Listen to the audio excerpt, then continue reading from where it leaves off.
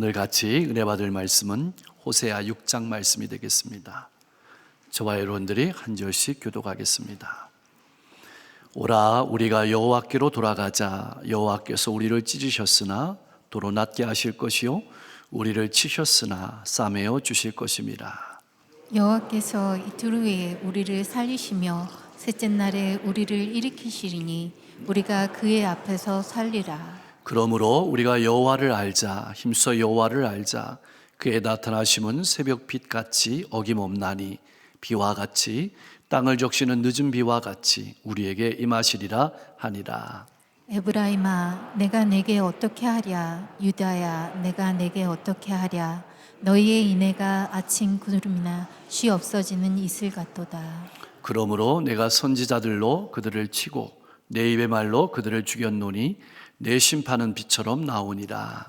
나는 인애를 원하고 제사를 원하지 아니하며 번제보다 하나님을 아는 것을 원하노라. 그들은 아담처럼 언약을 어기고 거기에서 나를 반역하였느니라. 길르앗은 악을 행하는 자의 고울이라. 피 발자국으로 가득 찼도다. 강도 떼가 사람을 기다림같이 지상의 무리가 세겜길에서 살인하니 그들이 사악을 행하였느니라.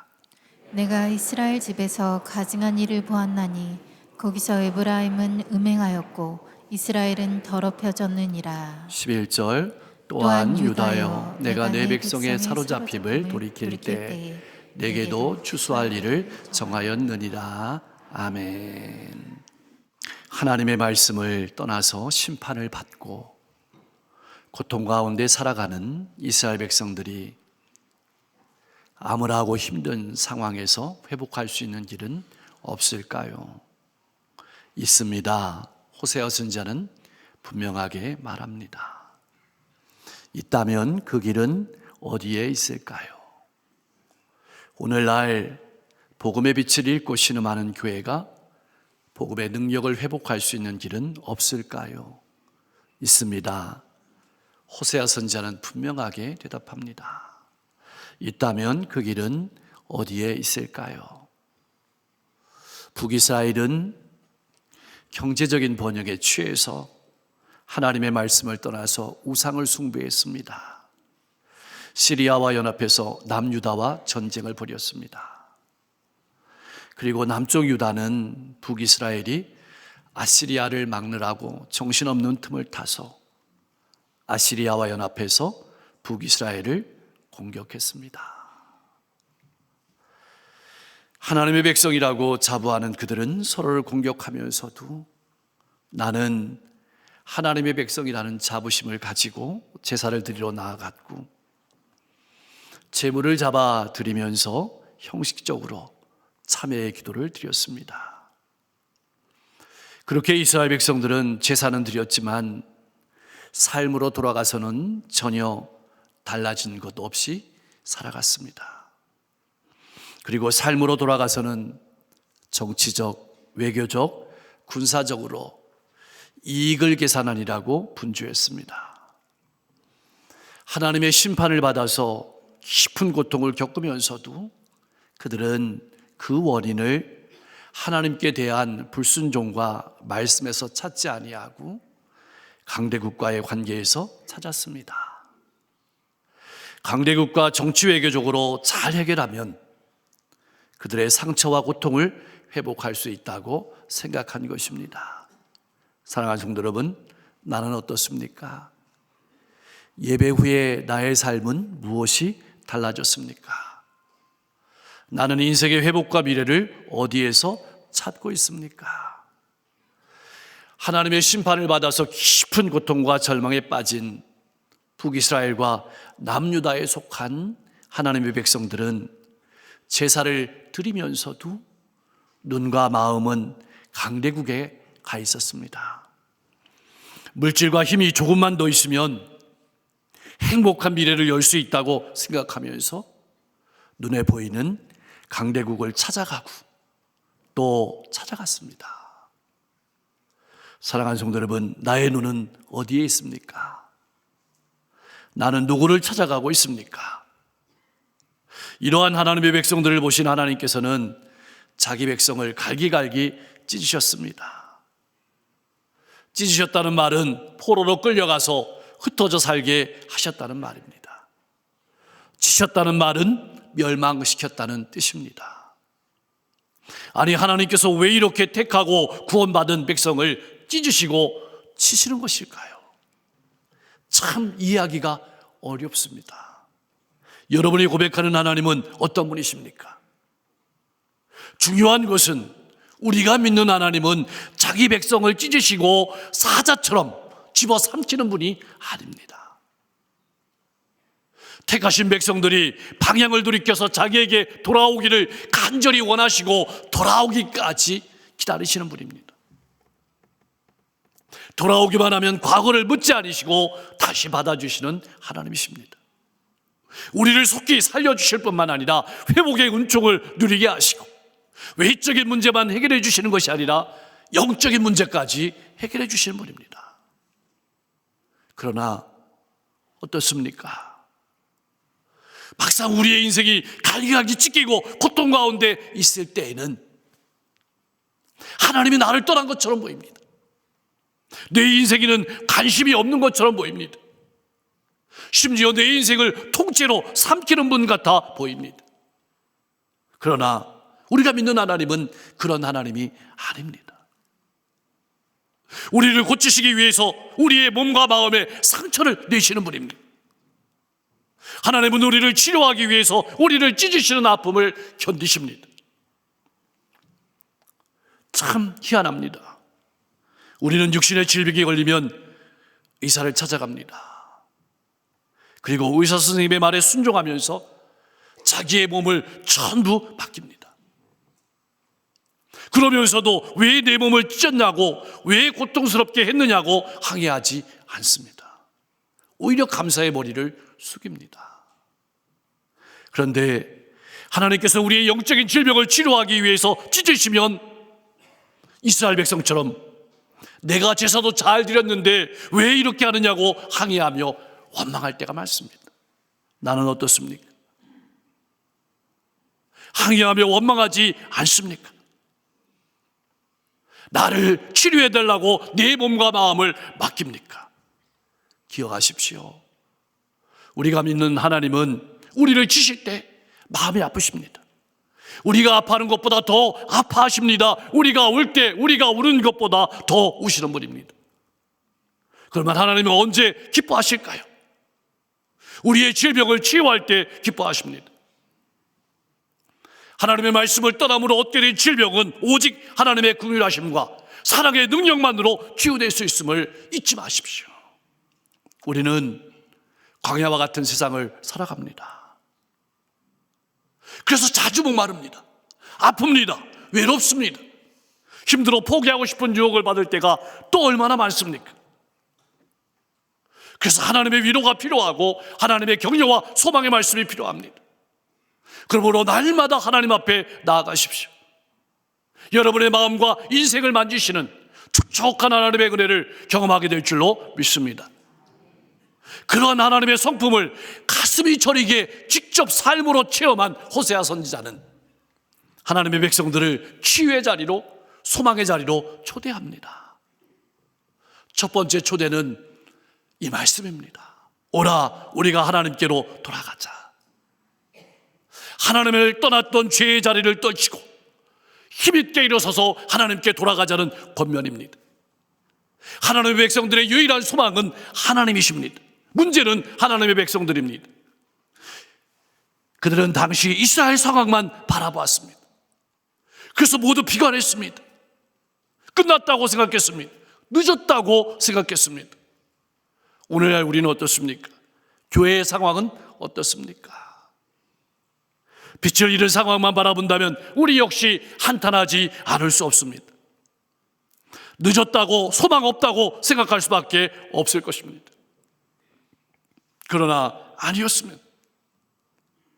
하나님께서는 택하신 백성을 절대로 버리시지 않으시는 분임을 호세아 선지자는 직접 몸으로 체험했습니다.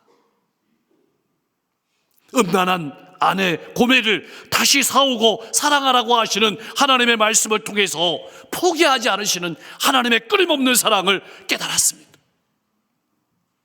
하나님의 사랑을 깨달았기에 자기 아내를 여러 해 찾으면서도 회복을 기다릴 수 있었습니다.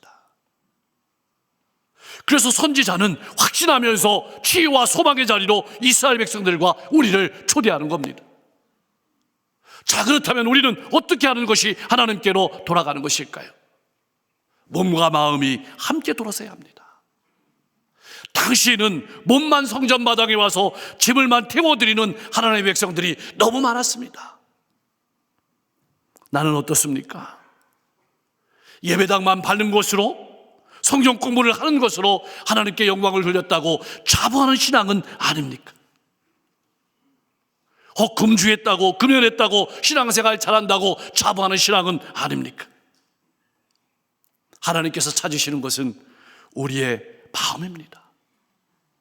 조금 부족하더라도, 넘어지더라도, 피곤하더라도 하나님의 말씀대로 살려고 몸부림칠 때 힘주시는 분이 바로 우리가 믿는 하나님이십니다. 나는 마음 중심으로 하나님을 찾고 있습니까? 기억하십시오. 마음 중심으로 하나님을 찾으면 하나님이 싸매십니다. 하나님이 세우십니다. 미래를 열어갈 힘을 주십니다. 우리가 하나님께로 돌아가면 하나님 앞에 살아갈 수 있는 축복을 주십니다. 사랑하는 성도 여러분, 하나님의 백성이 하나님 앞에 사는 것보다 더 복된 일이 어디 있을까요? 더는 우상을 쫓지 않고 하나님과 합병을 누리면서 하나님을 나타내는 건강한 삶을 살아가는 2026년이 될 수 있기를 주님의 이름으로 간절히 축원합니다. 하나님께로 돌아가자고 초대한 호세아 선지자는 우리에게 다시 두 번째 초대로 초대합니다. 여호와를 알자. 힘써 여호와를 알자. 왜 이스라엘 백성들이 하나님을 떠나 죄 가운데 살아가는 것일까요? 왜 하나님의 백성들이 소망을 잃은 것일까요? 환경 때문이 아닙니다. 능력 때문이 아닙니다. 하나님께서 어떤 분이신지 알지 못했기 때문입니다. 그래서 선지자는 하나님을 힘써 알자고 고면합니다. 왜냐하면 하나님을 알아가는 일에 힘이 있기 때문입니다. 하나님께서 어떤 분이신지 아는데 기쁨과 소망이 있기 때문입니다. 어떻게 호세아 선지자는 이렇게 확신을 가지고 권면할 수 있었을까요? 그 자신이 하나님이 어떤 분이신지 직접 삶으로 체험하고 알았기 때문입니다. 그렇습니다. 하나님을 안다는 것은 단지 머리로 지식으로 안다는 것이 아닙니다. 그것을 넘어섭니다. 귀신도 잘합니다. 하나님을 안다는 것은 인격적으로, 체험적으로 치열한 삶의 자리에서 안다는 뜻입니다. 왜 하나님의 백성들이 하나님을 떠나갈까요? 왜 기쁨과 소망을 잃고 살아가는 것일까요? 하나님께서 어떤 분이신지 삶으로 치열하게 알지 못하기 때문입니다. 오늘 이 시대의 교회의 아픔은 무엇일까요? 교인의 숫자가 줄어드는 것도 분명 아픔입니다. 그러나 본질적인 아픔은 하나님을 삶으로 알지 못하는 것입니다. 하나님께서 어떤 분이신지 머리와 지식으로만 아는 것입니다. 그래서 삶으로 하나님을 나타내지 못하고 세상과 구별된 삶을 보여주지 못하는 것이 우리의 아픔입니다. 그럼 어디서 소망을 발견할 수 있을까요? 바로 우리가 믿는 하나님이 어떤 분이신지 아는 데서입니다. 우리는 잘 알고 있습니다. 아무리 밤이 깊고 깊더라도 태양이 반드시 그 모습을 드러내고 떠오른다는 사실을. 그러면 어둠은 물러가고 새달이 밝아오는 것처럼 우리가 몸과 마음을 하나님께로 돌이키고 하나님 알기를 힘쓰면 마치 새벽빛이 그렇게 떠오르는 것처럼 하나님께서 자신을 하나님의 백성들에게 나타내실 뿐만 아니라 은총을 베푸신다는 사실은 변함없는, 의심할 것이 없는 분명한 사실이라고 선지자를 통해서 우리에게 말씀하고 있습니다. 그렇게 우리의 인생 가운데 하나님이 빛을 비추시면 우리의 인생 가운데 있는 어둠은 물러가고 기쁨과 소망의 날들이 밝아오는 것입니다. 메말랐던 내 인생의 가슴이 하나님이 적셔주시는 은혜로 촉촉하게 적셔질 줄로 믿습니다. 그러나 불행하게도 택하신 백성들이 하는 사랑은 하루아침도 인내하지 못하는 사랑이었습니다. 이슬과 같은 사랑이었습니다. 하나님께서 원하시는 예배는 하나님을 사랑함으로 하나님께 예배하는 것이었는데, 하나님의 백성들은 제사만 드리면, 제물만 드리면 하나님이 기뻐하신다고 착각했습니다. 내 마음이 담기지 않는 제사를 드리면서도 깨닫지 못했습니다. 큰 소리로 찬송은 불렀지만 삶으로 돌아가서는 그 은혜와 사랑을 가정과 일터와 이웃 가운데서 살아내지 못했습니다. 말씀을 삶으로 열매 맺어 본 경험이 없었습니다.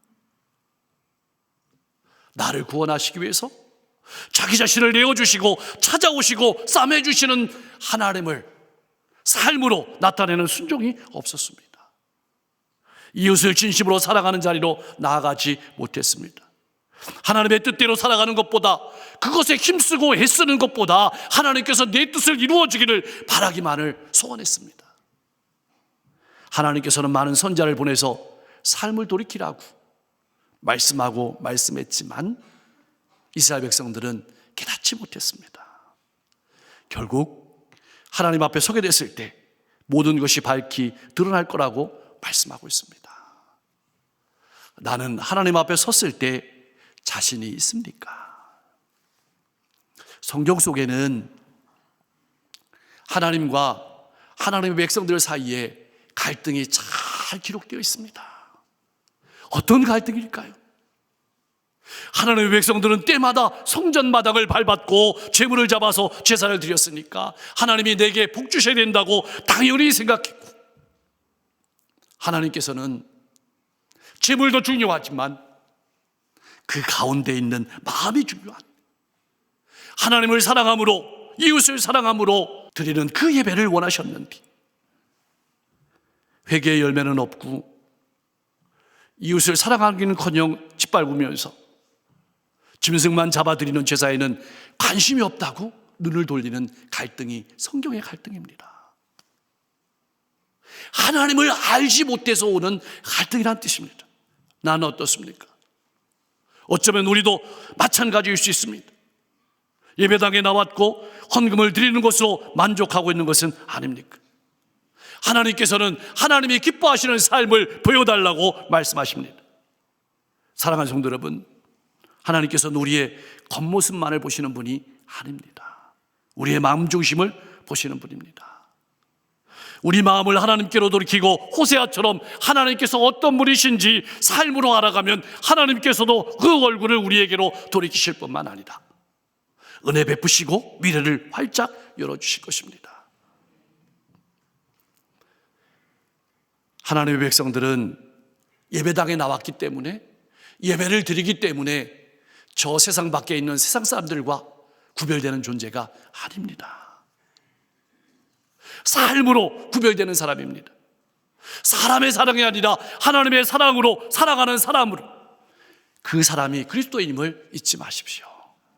그럼 하나님께서 진정 원하시는 것이 무엇인지 알지 못할 때, 하나님이 어떤 분인지 알지 못할 때 어떤 일이 일어났을까요? 옛적에 에덴 동산에서 아담이 하나님의 말씀을 깨뜨리고 선악과를 따먹은 것처럼 하나님의 백성들이 하나님을 알지 못할 때 하나님과 맺은 언약을 깨뜨리고 우상을 섬기면서 온갖 죄악을 자행했습니다. 길르앗은, 세겜은 도피성이 있는 곳이었습니다. 다시 말하면 사람을 살려주는 장소였습니다. 그런데 사람을 살리는 그 지역이 핏자국으로 얼룩졌습니다. 폭력으로, 살인으로 얼룩졌습니다. 하나님의 말씀을 가르칠 뿐만 아니라 하나님의 말씀을 지켜야 될 제사장들마저도 마치 강도 때처럼 행인을 덮치고 물건을 약탈하고 목숨까지 빼앗았습니다.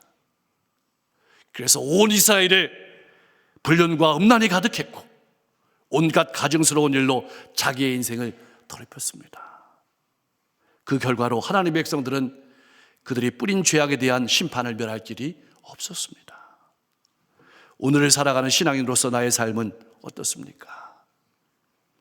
교육자들이나 교사, 그리고 속회 지도자들은 나의 삶이나 행동이 성도들이나 다른 이들에게 유익이나 도움이 아니라 도리어 해를 끼치고 있는 것은 아닌지 깊이 생각해 봐야 할 것입니다. 우리가 반드시 기억해야 될 것은 하나님의 말씀을 듣고 은혜 받는 것으로만 끝나면 나중에는 그것이 우리에게 큰 짐이 된다는 사실을 알아야 합니다. 우리의 멍에가 되어서 돌처럼 우리 신앙을 굳어지게 한다는 사실을 잊지 말아야 합니다. 내가 다 해봤다라는 말은 조심해야 합니다. 호세아처럼 하나님의 말씀이 내 살이 되고 내 피가 되어야 합니다. 그리고 신앙이 자라야 합니다. 열매 맺어야 합니다. 교회는 어떤 곳일까요? 교회는 사람을 살리는 곳입니다. 세우는 곳입니다. 함께 웃고 함께 울면서 동행하는 곳입니다. 이 말씀을 들을 때 우리는 이렇게 질문할 수 있습니다. 내가 언제 사람을 죽였습니까? 호세아 선지자는 이렇게 말합니다.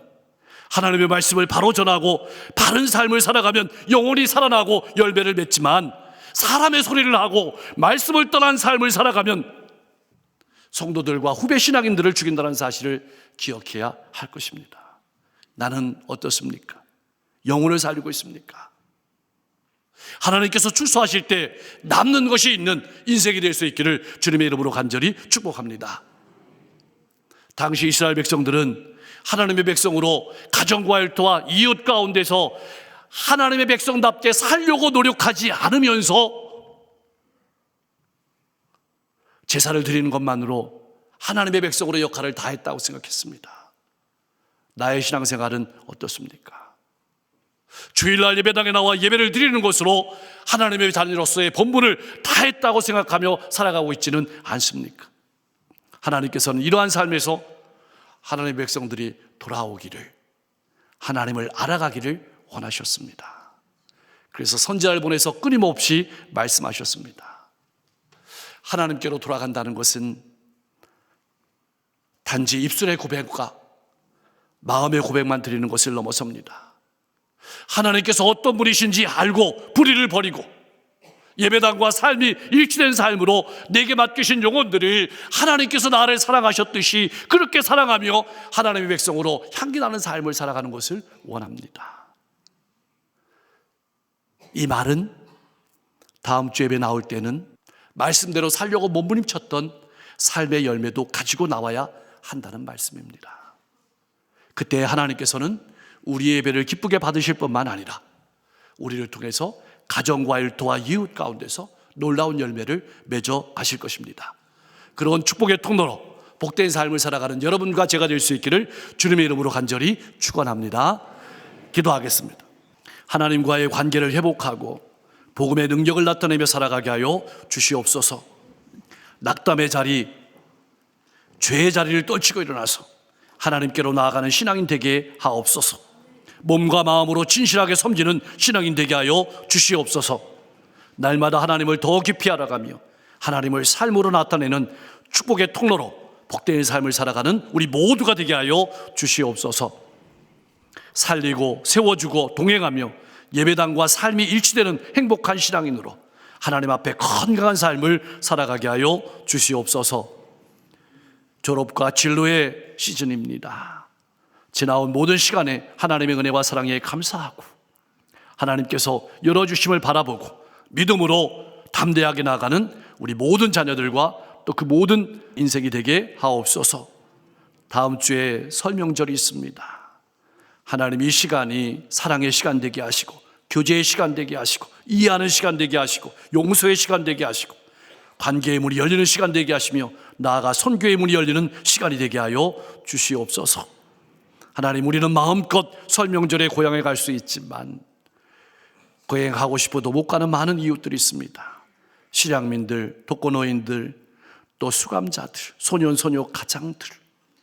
하나님, 우리의 많은 이웃들을 바라볼 때 우리의 마음만이 아니라 몸이 가고 물질이 가고 시간이 갈 수 있도록 역사해 주시기를 소망하고, 세계 열방 곳곳에 고통이 있습니다. 아픔이 있습니다. 재해가 있습니다. 기근이 있습니다. 평화를 주시고 회복을 주시고 앞길을 열어주시고 일치를 주시기를 소망합니다. 오늘도 하나님 아버지의 간절한 사랑의 마음을 가지고 복음을 들고 걸어가시는 선교사님들의 발걸음마다 수많은 영혼들이 구원을 얻고 수많은 영혼들이 하나님의 사랑을 맛보고 수많은 영혼들이 힘을 얻을 수 있도록 역사해 주시옵소서. 예수 그리스도의 이름으로 간절히 기도하옵나이다.